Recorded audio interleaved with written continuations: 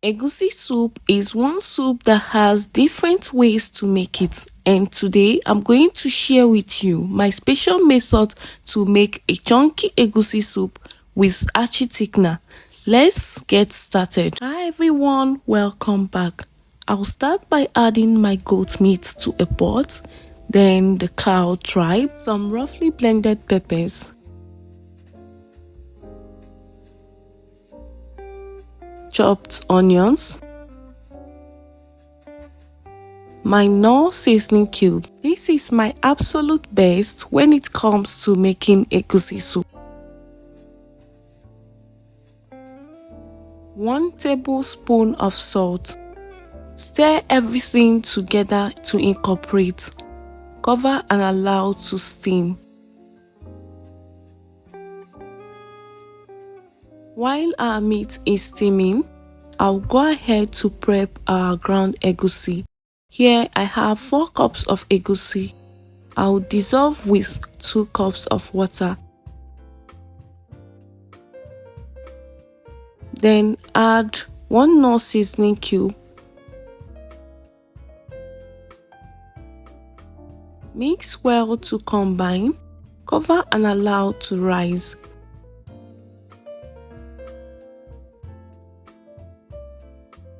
Moving on, I'll check on the goat meat. Look at all the juice it has released. This right here is the major reason why you don't need to add water before steaming your meat. I'll go ahead to add the pomo. Mix everything together. Add extra water. Cover and cook until soft.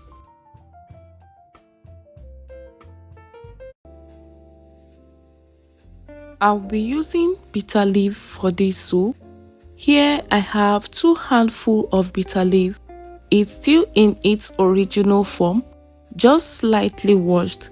This type is best used when making bitter leaf soup, but since I want to use it for egusi soup, I'll slice it into a smaller piece, wash it and set aside.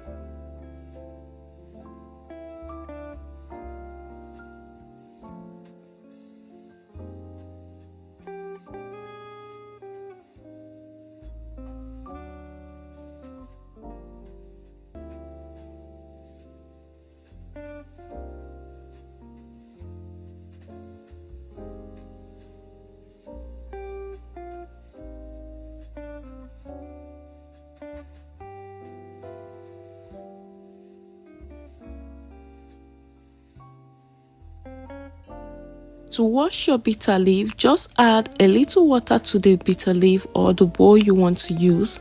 Then scrub gently. Scrub until you start seeing these foamy bubbles on top. Then you can rinse, add extra water and wash again. Continue this process until the bitter leaf is neatly washed and the bitter taste is all gone. Then you will know it's ready for use.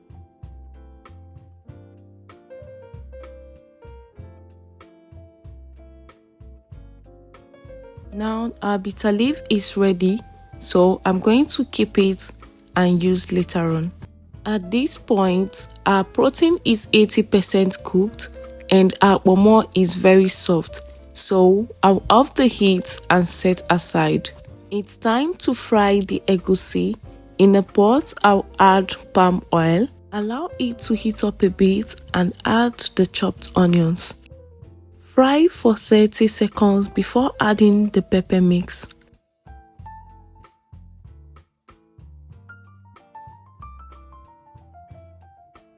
This is our pepper mix and this contains the mixture of onions, peppers, tomatoes and shombos. Add it to the heated oil and continue frying.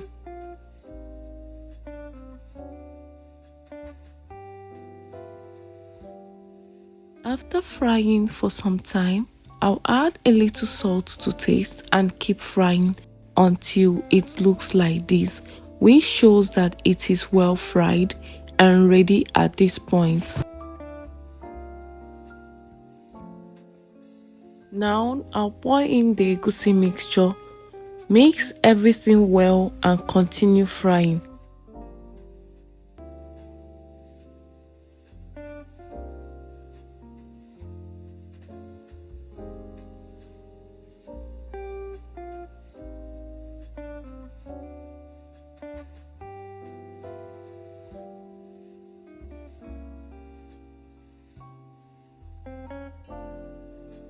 I'll fry the egusi mixture until it's crumbly and looks like this. Then I'll off the heat and set aside. Now let's prep the soup proper. I have reintroduced the heat. After that, I'll go on to add extra water to the pot, then the neatly washed and cleaned stockfish. Next, I'll go in with the washed mangala fish. Egusi soup is not complete without this type of fish. I'll mix everything together to incorporate and let it cook. The next step is to prepare our thickener. I'm using achi thickener, so let me show you how I prepare it to avoid it forming lumps. First, I'll add palm oil to the ground achi and mix together. I'm being very careful with the oil because I already fried the egusi with oil.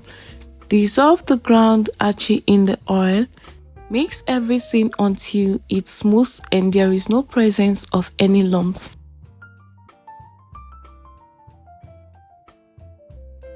Can you see? Your achi should look like this after dissolving. It should be lumps free so as to enable it dissolve easily into the pot of soup.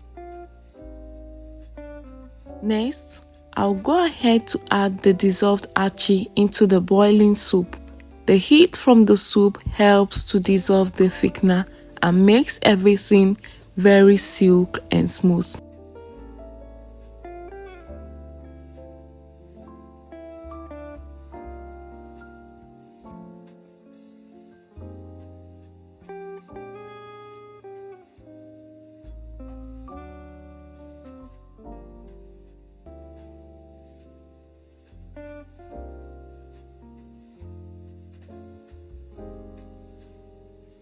After adding the achi thickener, I'll stir well to incorporate, cover and let it cook for 5 minutes. 5 minutes later, can you see what our pot of soup is looking like? So I'll stir it up to make sure it's not burning under. Now it's time to add our egusi lumps. Egusi and achi thickener is a perfect combo for me. I really love it. At this point, you can tell already that our soup is delicious.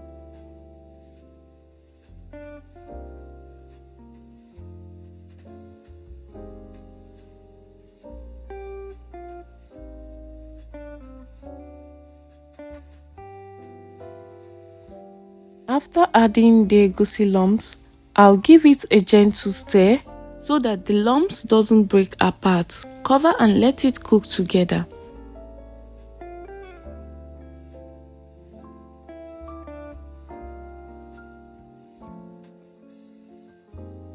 Ten minutes later, see what our pot of soup looks like. I'll mix everything together to combine.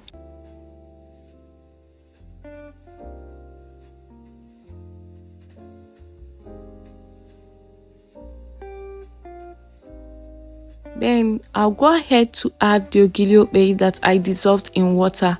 After that, I'll add the ground crayfish. Enough crayfish boosts the taste and flavor of the soup. Stir everything together, cover and cook for extra 2 minutes.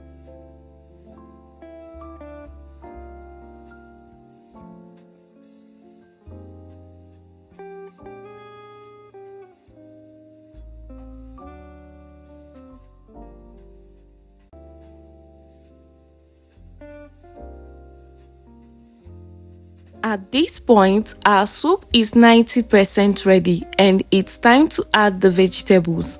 I'm using 2 vegetables for this recipe, and that is uziza leaf and bitter leaf, which I already showed you earlier on.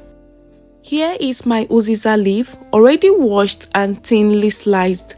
I'll add it now, mix everything together, cook for some time to allow it to release its beautiful aroma into the soup before adding the bitter leaf.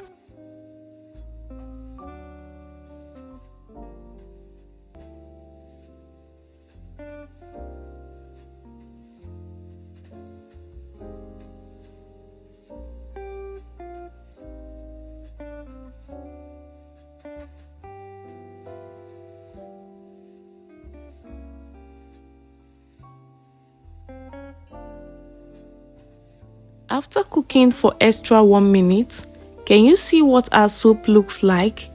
You can actually serve it at this point without adding any other vegetable, but I love the taste of bitter leaf in my egusi soup, so I'll go ahead to add that.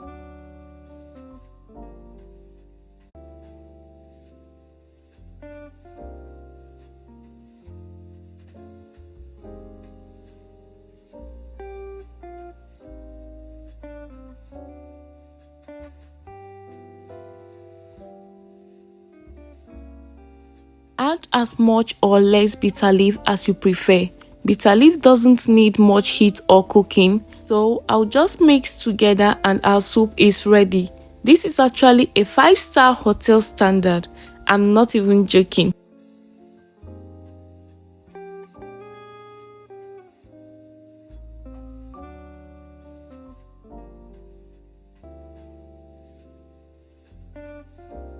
I'll off the heat now and serve. As always, I'll serve my very delicious egusi soup with hot fufu. So yummy. This tasted really good and I enjoyed it. I hope you enjoy it too. Thank you so much for watching and I'll see you in my next one.